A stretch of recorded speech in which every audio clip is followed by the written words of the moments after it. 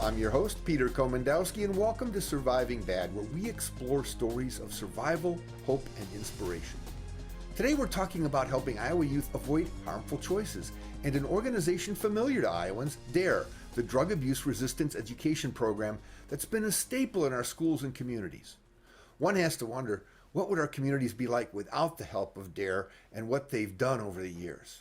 To give us some insight on what DARE is, what it's about, and the things that they do, we're joined by the president of the DARE Advisory Board, John Sheehan. John, welcome to the show. Please tell us a little bit about why you're here, what DARE's about, and what this exciting thing going on in Iowa communities and schools.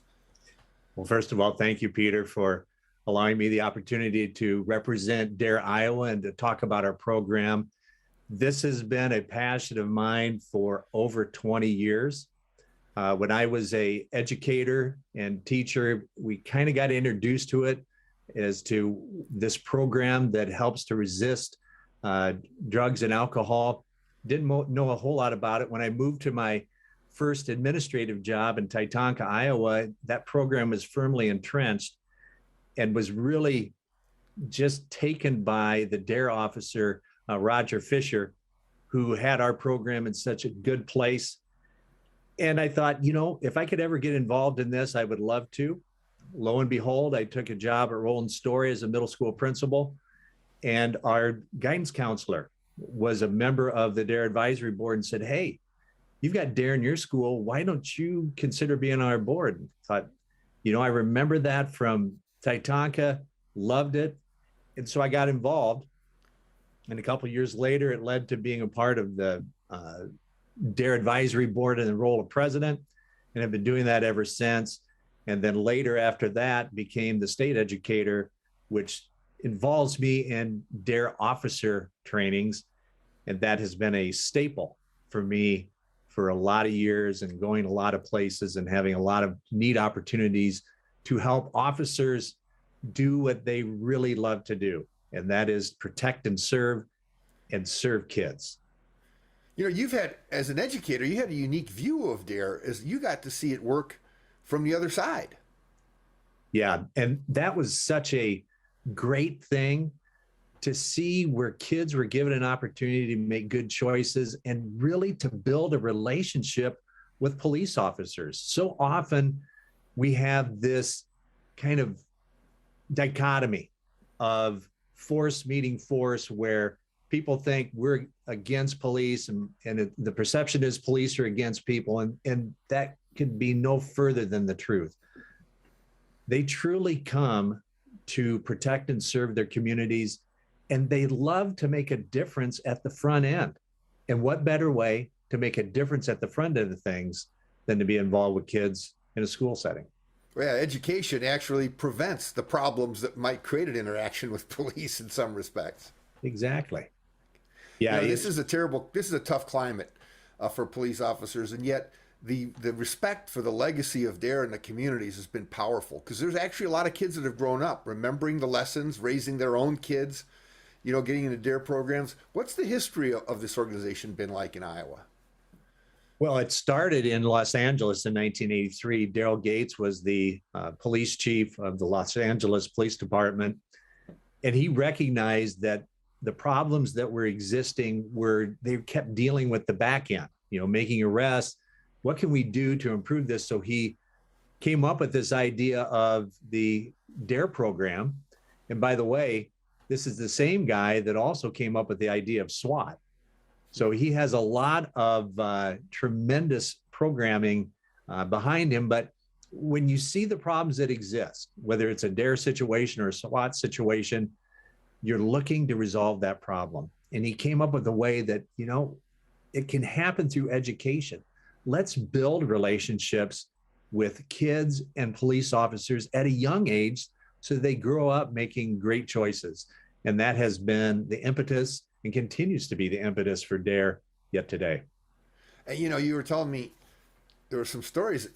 There are things that happen from DARE programs like 21 Jump Street and other things. This has really been something that's been right in tune with what the needs of the communities have been.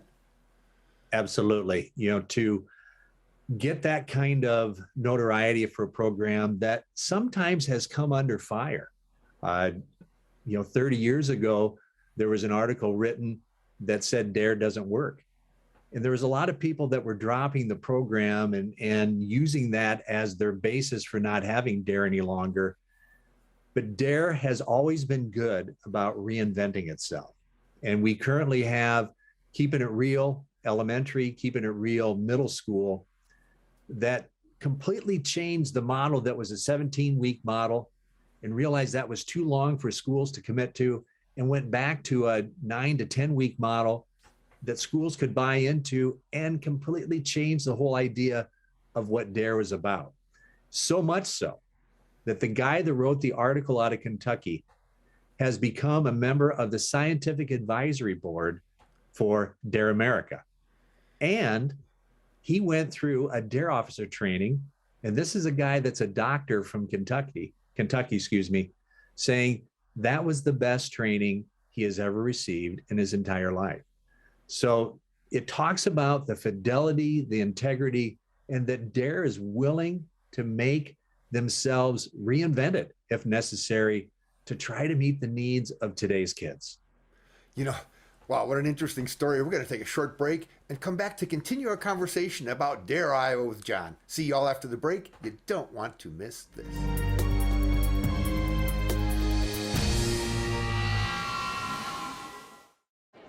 The black truck?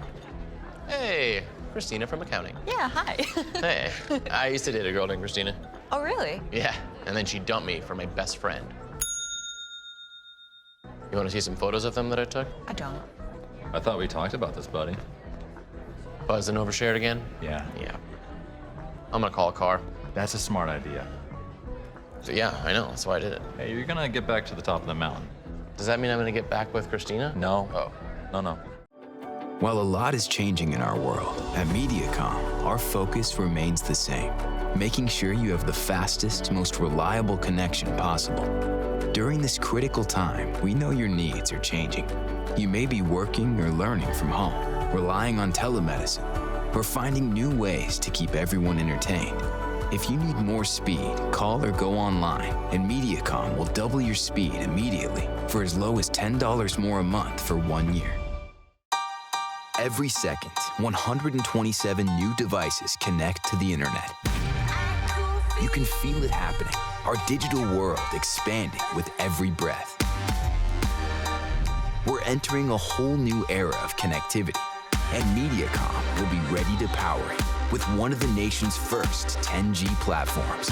We'll be bringing you more speed, more capacity, more security, and the power to do more than you ever dreamed possible.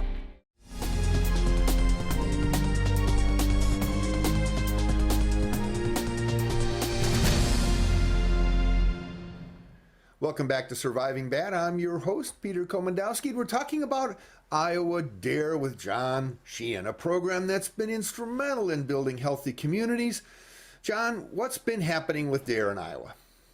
Well, there's a lot of excitement over the program we have. I mentioned in the last segment that we have Keeping It Real. And that started as a middle school program that the cool thing about is that it had 20 years of research. It was a program that DARE brought in, and the Keeping It Real, the real stands for refuse, explain, avoid, and leave.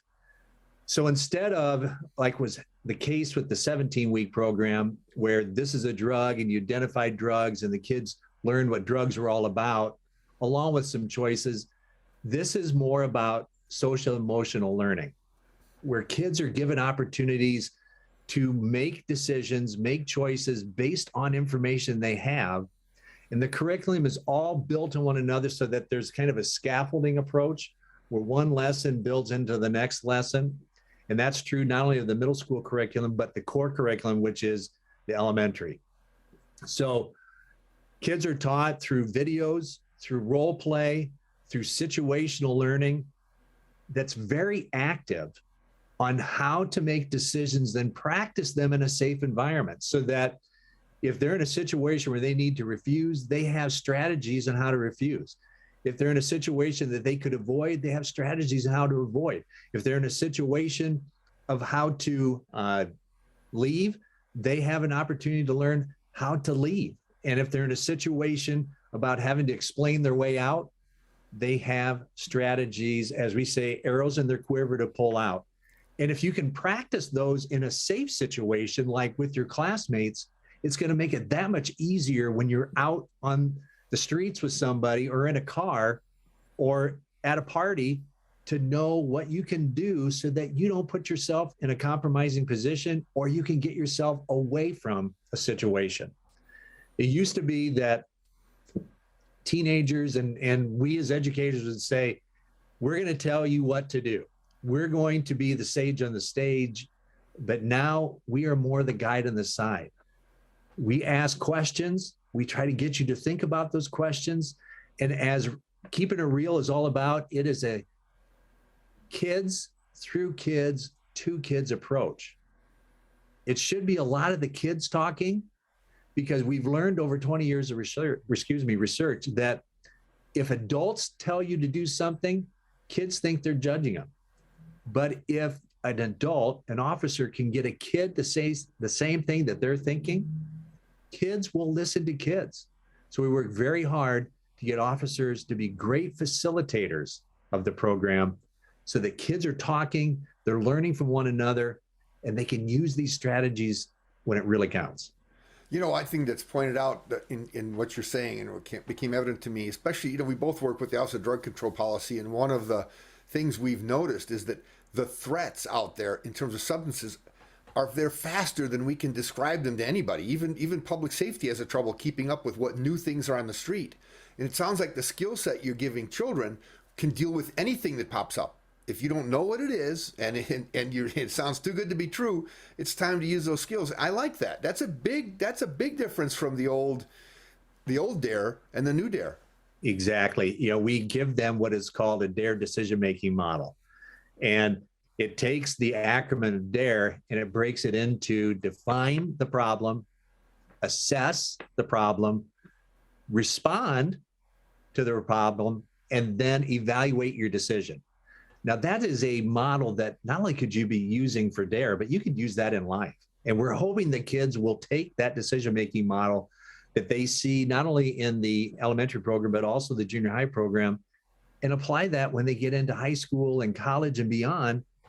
That helps them to make great decisions. And that's what it's all about. What can you do to make the best possible choice for you and the people around you to keep yourself safe and to keep them safe? Now you have DARE officers, which I presume are predominantly public safety officers. That's correct. But they come from a whole variety of professions. We've had military people that work in military schools. We have had whether it's public safety, whether it is state patrol, all those kinds of things have come together. It all depends on the state. For us, we offer training that we try to get as many new programs or existing programs that need DARE officers trained as we can. But we always want to fill a class. So we have brought people in from literally all over the world to train. And it has been fascinating to hear their stories from their states, the problems they're facing. And it's always enjoyable to be able to send them away knowing that they're going to make a difference for kids. Excellent points. Well, we're going to take another short break. And when we come back, we're going to ask John to share some of the stories that matter, testimonials to the work that drives the passion of the people involved with DARE education. See you all after the break.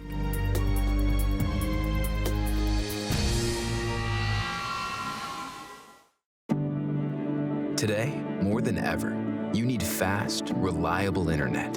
At MediaCom, we want you to know you can count on us. Our fiber-powered 100% gigabit technology network was built for the future. We have enormous capacity and power and 99.99% network reliability. So even though these are uncertain times, we're prepared. And you can be certain we'll keep your world connected. Multiple studies have shown that marijuana can slow both driver reaction and response time, which can be really dangerous.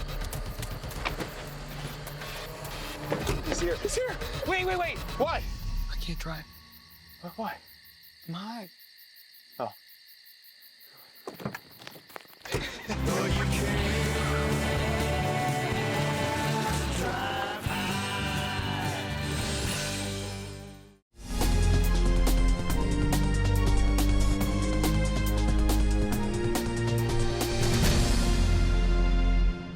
Welcome back to Surviving Bad. We're talking with John Sheehan from Dare, Iowa, and the unique partnerships that make their work successful, starting with the work in the heart of our communities, which not only involves public safety officers and Dare officers and children, but also the parents. Tell us about how those connections are built, John. Well, we like to refer to that as the three-legged stool, where it's parents, it's officers, and it's the kids in school all working in concert with one another for the great outcome of this kid having the opportunity to be successful. And as a result of them having success, parents, police, and the community are going to experience success as well, because we want kids making great choices and having the opportunity to do so. So by involving the parents, an officer will usually call a parent meeting before the program starts, kind of explain what's going on, what it's going to be about, answer any questions. And then there's homework that goes home or can go home that will involve the parents in getting their feedback on things. And then at the end, there's always a culmination exercise that involves the parents, a graduation ceremony for the kids from there. So we try to keep parents involved all the way along and just not only build that relationship with the kids, but sometimes you find that builds a tremendous relationship with the parents as well.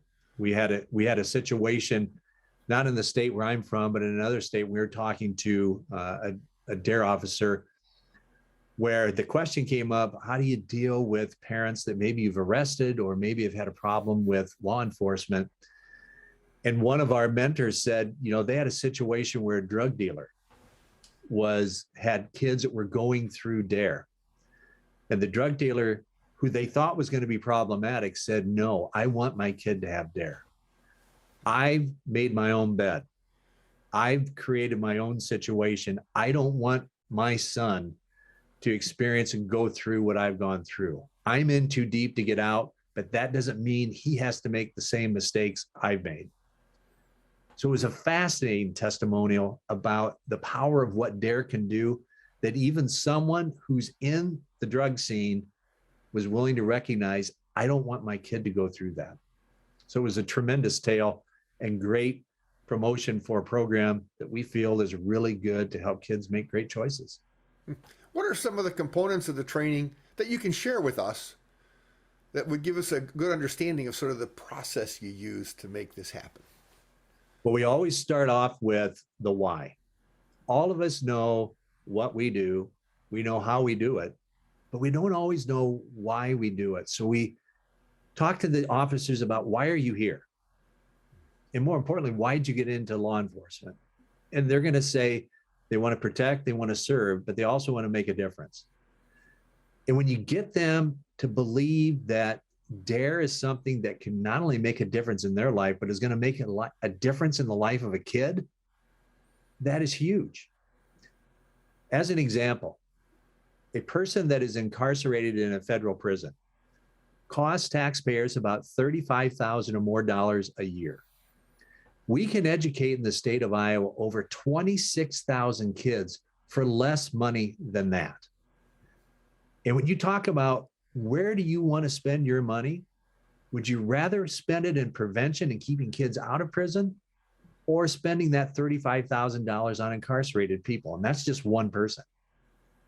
We think that the money that could be spent to train kids in a program that will help them make great choices and potentially be better citizens is well worth the money spent.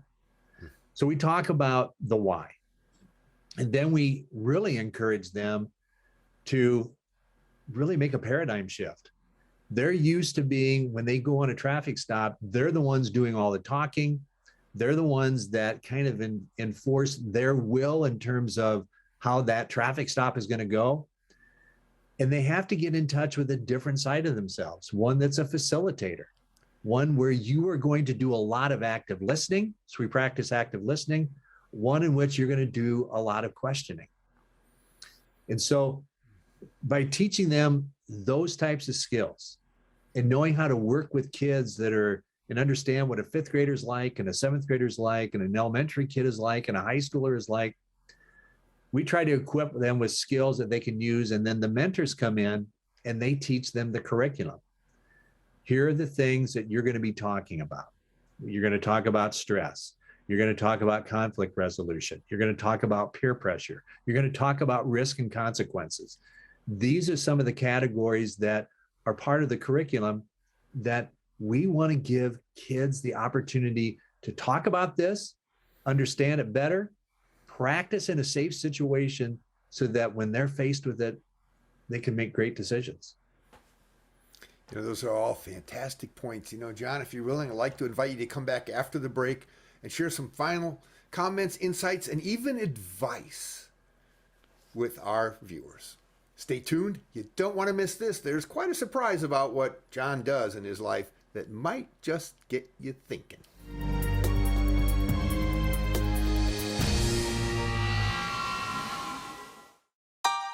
Every second, 127 new devices connect to the internet. You can feel it happening. Our digital world expanding with every breath. We're entering a whole new era of connectivity, and MediaCom will be ready to power it with one of the nation's first 10G platforms. We'll be bringing you more speed, more capacity, more security, and the power to do more than you ever dreamed possible.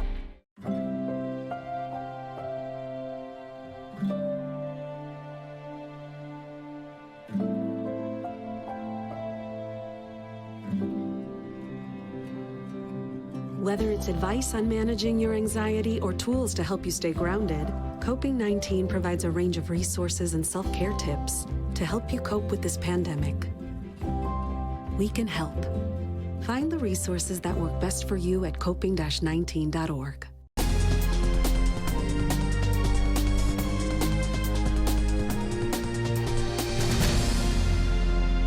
Welcome back. Today on Surviving Bad, we're talking about helping Iowa youth avoid harmful choices and the work of Dare Iowa with their president, John Sheehan. Now, let's see what advice he has to share, but let's take a look at a unique portion of this. Not only was he an educator for a long time, a school administrator, he is now a Lutheran pastor, still involved in Dare and sort of bringing together all of life's sort of important issues into the same place, making life better for our kids. John, this is your chance to share some advice and tell people some important things they need to know, things and lessons you've learned throughout your life. Well, thank you for that, Peter. Regarding DARE, I would encourage you that if you do not have a DARE program in your community, to don't hesitate to reach out to your local law enforcement or sheriff's department to express your desire to explore that possibility. We love to add programs. If there's programs that have been out there that maybe have dropped off, to reinvigorate that program back. So don't hesitate to call Terry Demlow. He is our state coordinator. He would be more than happy to visit with you about the program, talk more about what we do, and tell you what you could do to help a program get started or get going again in your particular community. So I would encourage you to do that. If you think what we've been talking about is something that you would love for your kids to experience, we would love to have that program be in your community. So ask you to give that some consideration. We often say a little bit of DARE is better than no DARE. And so DARE isn't just at the middle school level or at the 5th and 6th grade level. We have programming that involves K through 4. There's a variety of things that we talk about K through 4, from cards that we talk about traffic safety and that kind of thing. So it's a really great opportunity to get an officer and start building that relationship from elementary all the way through. And we offer high school programming. That has been a huge push for Dare Iowa, is to reinvigorate the high school program. So we're offering things like More Than Sad, which deals with depression and how to be able to handle depression in school, opioid and over the drug problems that exist. Officers are going in for maybe one or two lessons at the 9th, 10th, 11th, and 12th grade levels. We have another one called Celebrating Safely. It's kind of targeting really any grade level at the high school level, but particularly 11th and 12th graders, on how to celebrate safely, whether it's at homecoming or prom, and to do it in a way where you're protected. And it's all geared toward that age level. So regardless if it's kindergarten all the way up to 12th grade, DARE can offer something to those kids. And for us, we love it when it can start young, and that relationship with that DARE officer can continue all the way through K through 12. We'd love to see that happen in your community. Now, is this also being instrumental in rebuilding some relationships with community policing and law enforcement and the community at large?